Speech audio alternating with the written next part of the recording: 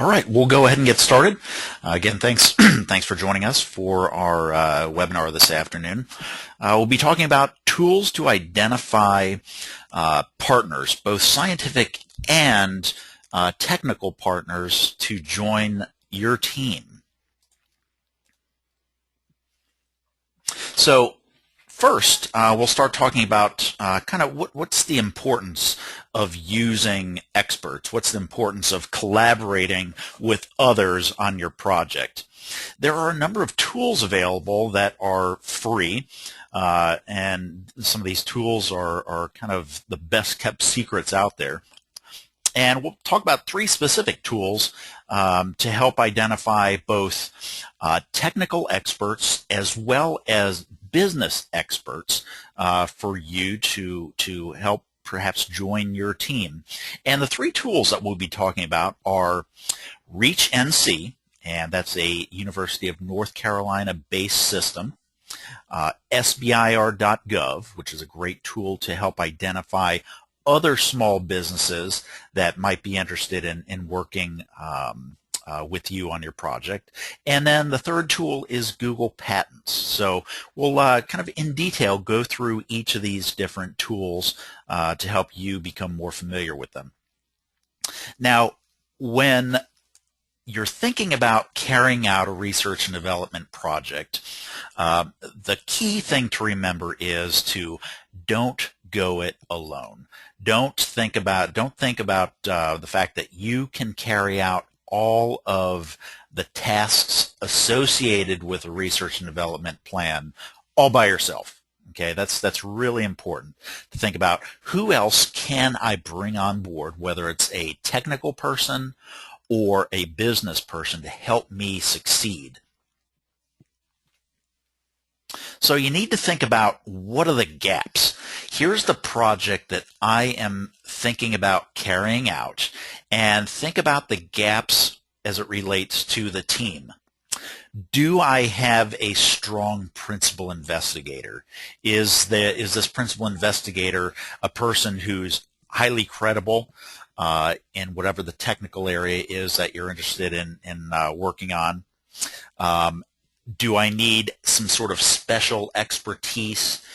A lot of projects will require some sort of perhaps statistical analysis to analyze the data that you're gathering from your project. So you might be needing some statistician expertise on your project. Do you have the right facilities? Do you have the right equipment, lab equipment, etc.? Do you have a commercial partner to help you take your product from that research and development mode out into the marketplace? So it's very few and far between where the original team members have all of this expertise. They might have a good principal investigator, but they may not have access to facilities that they really need, or they may not have a good commercial partner. So you need to be thinking about these gaps and how you can go about filling them. So tool number one that we'll talk about is this ReachNC. And this is a terrific mechanism to help identify technical experts at universities and other research institutions in North Carolina. Okay, so ReachNC is a knowledge management tool, that's what they call it, that has been put together to aggregate and leverage existing data. So it's pulling together a lot of information about technical experts, researchers in North Carolina, to view all in one place. So reachnc.org is the portal that you can enter into. It doesn't require any registrations, and here's a screenshot of that homepage. The program started back in 2001, and at present, most of the UNC system schools are incorporated into this aggregated data management system. There are a total of 6,500 profiles of different researchers from 15 UNC system schools, as well as Duke University, which is a private school, and Research Triangle Institute, RTI, which is another nonprofit research organization in North Carolina. So a lot of different expertise profiles are incorporated into this system. So who can use this? It's open to anybody. It's publicly available. Private businesses, small businesses, large businesses can use it. Nonprofit research institutions, universities can use it. Foundations and economic developers. So a lot of different parties can use this system. So let's look at an example, a little hypothetical example of a small business who's just starting out and how they might use this system.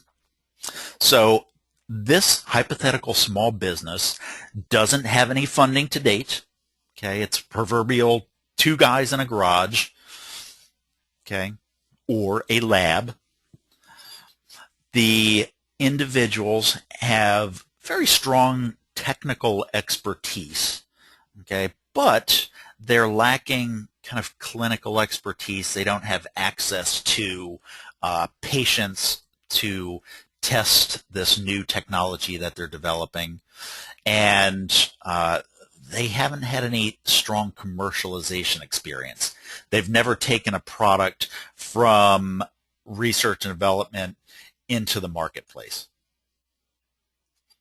Okay, so they've identified the gaps. Okay, they know that they need some access to a clinical facility, and they know they need some access to a small business or a large business that has had success getting a project or a product from research and development out to the market.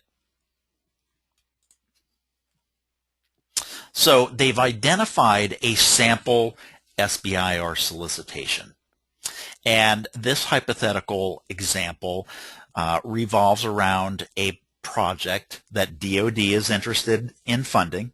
And the project is titled Development of a Fieldable Brain Trauma Analyzer System. Okay, and this is a topic from the Army. And you can see that in the solicitation description itself, in the middle part of the screen here, I've highlighted some key words in the solicitation. Diagnostic system, non-invasive, innocuous, rapid, portable, low cost, easy to use. So a lot of key words have been incorporated into the solicitation, and now they need to find somebody who can assist them on that clinical side of things. So do we just pick up the phone and call the University of North Carolina and say, hey, who has this type of experience? Well, that process probably wouldn't work so well. So they're going to turn to ReachNC as a possible tool to help identify somebody or somewhere that has expertise in that area. So let's give reachnc.org a try.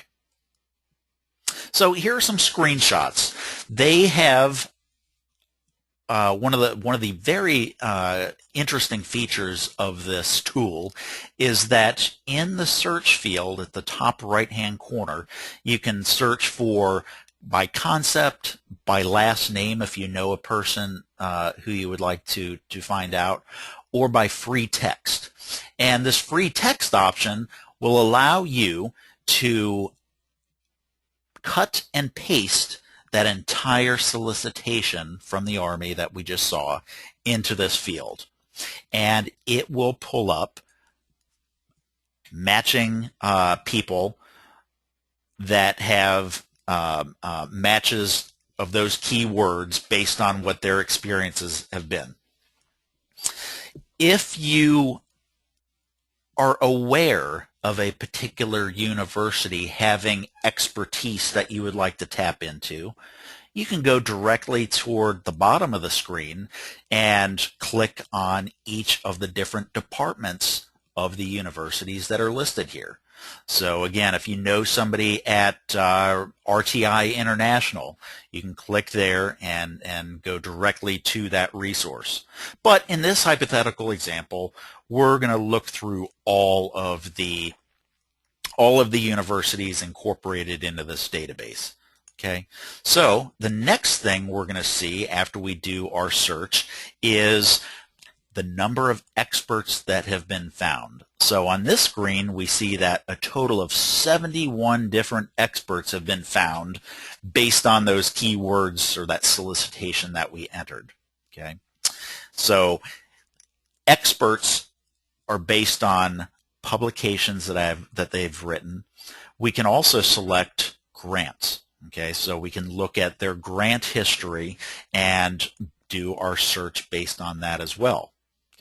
Okay, we've got 71 people now. We need to start culling that down a bit. Okay, and as you can see on the right-hand part of the screen, you have a lot of different keywords that are eligible to be clicked on to help start refining that search. Okay, so we can click on hemodynamics, blood vessels, blah, blah, blah, and that will help refine that search a little bit. So let's proceed on and say, okay, well, let's look at this first person on the list and see what their experiences have been.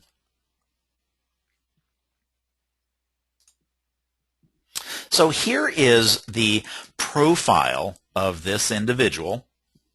Okay, and we can see what this individual's key strengths in terms of keywords are. We can see the publications that they have been authors on, and we can see what their journals are, journal entries are, as well as similar experts.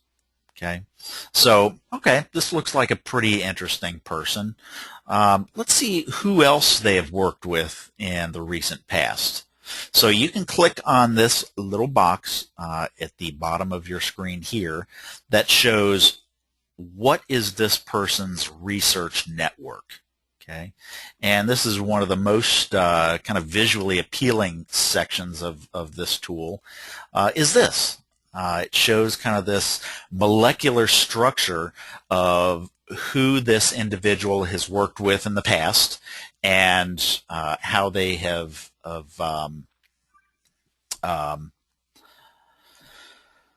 who they've worked with in the past and who are the key people in the area that they've worked in. Okay, and you can click on each of these individuals to show what their individual profiles are. So once you've identified a particular individual, you can proceed onto the form where you can start the process of contacting that person. Now, you won't be able to demonstrate or be able to communicate with these individuals directly. Well, of course, you could. You know their name, and through a quick search, you could probably come up with their email address or phone number. But the ReachNC system kind of offers a concierge service, and each university that takes part in this project has a concierge person. So you can complete this form, you provide your name, what your affiliation is, why you're interested in contacting this particular expert, and you can then click submit. This request will then go to that concierge person, and they will proceed to follow up with that expert and make that introduction between you and them. So now that you've identified some technical experts that you can potentially bring on or invite to take part in your project, we need to start thinking about who are the business type people that we may need to bring onto our team either now or in the near future to help us with that commercialization. Okay, so we could look to a large business to team with on the commercialization section. Or we could start thinking about, well, I like working, I'm a small business, I know how small businesses work, maybe I'd like to team with another small business. So the problem here is that most small businesses that are doing early stage research and development are flying under the radar. Okay, they're difficult to find. They may not have websites. They may not have a lot of publications that you can dig into. So a great place to go to try to find potential small business partners is going directly to places where you can review awards. Okay, so a good place to go to find small businesses is award databases that have been provided to small businesses.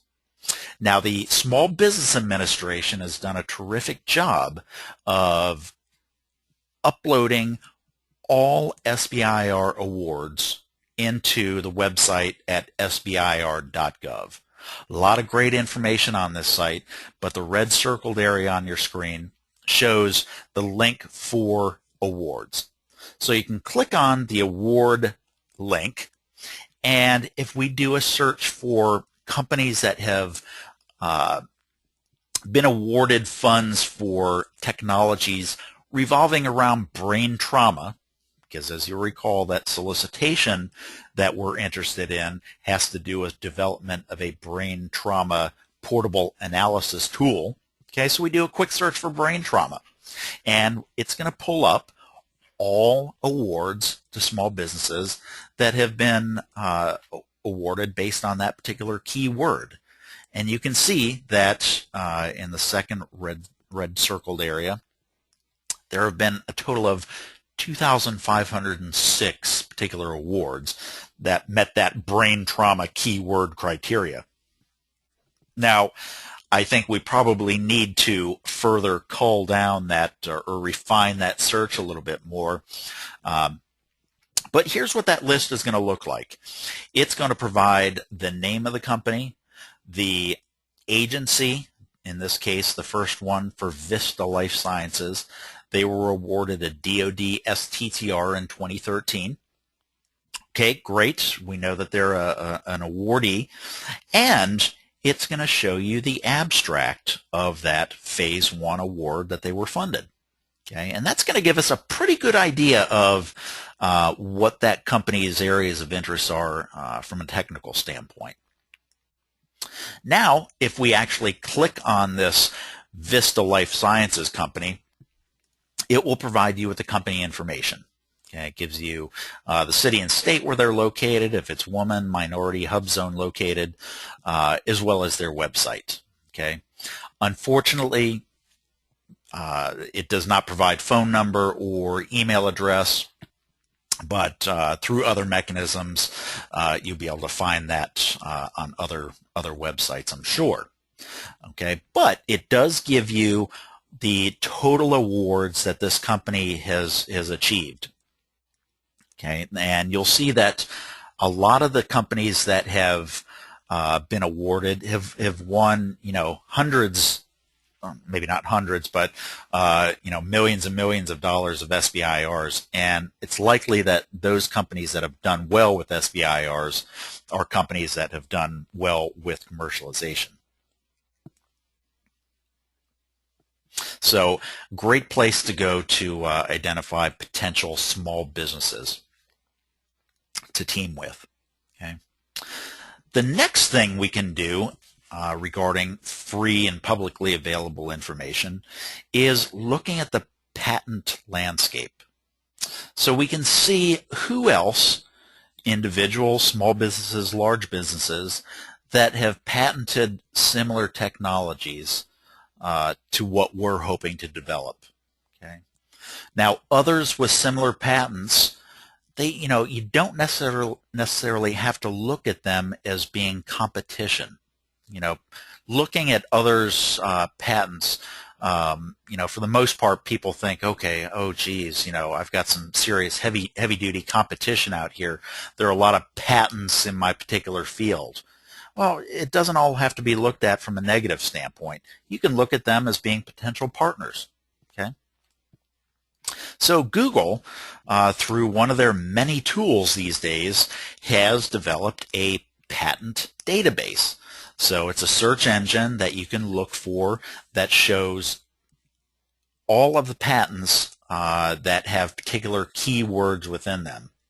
So looking up brain trauma analysis once again, we see this particular patent came up, and we can see what the abstract is. We can see what potential drawings were included with that patent. We can see what the filing date is, et cetera, et cetera. And also, very interestingly, is the name of the particular inventor. So this is just another way of trying to find, somebody who has similar expertise to us and has a similar interest in developing new technologies as we do. So for this particular topic, you really need to use all of the free tools available to you. Now, the three that we went over right now, are some of the ones that are kind of the most robust, and certainly there are many, many other publicly available tools that have access. You can have access to. One of the ones that a lot of people don't consider as being a good resource is trade organizations. A lot of trade organizations will have experts. They'll have a lot of information about their members on trade association websites. So if there is a particular trade organization that revolves around your technical area of interest, it certainly behooves of you to check out their website and perhaps even become a member. Certainly members have more access to the information than a non-member. Don't look at others who are in your field as always as competitors. Yes, they potentially could be competitors, but be thinking about them as, how can I partner with my competition? How can they help strengthen my team? And maybe even more importantly, how can I help to strengthen their team?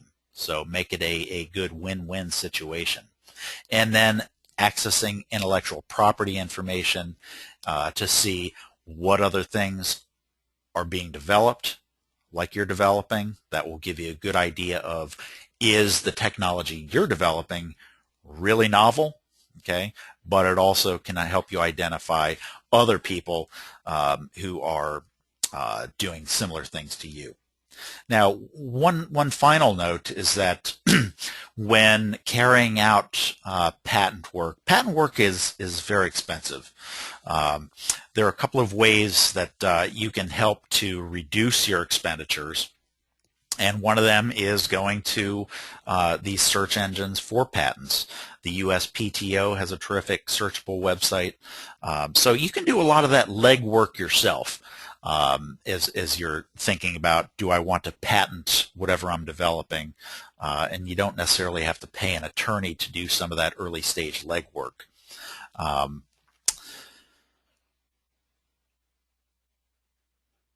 With that, we will open it up to questions, and the toolbar on the right-hand side of your screen is a question field. You can feel free to type in any questions that you would like to present, and I'll be happy to answer those right now.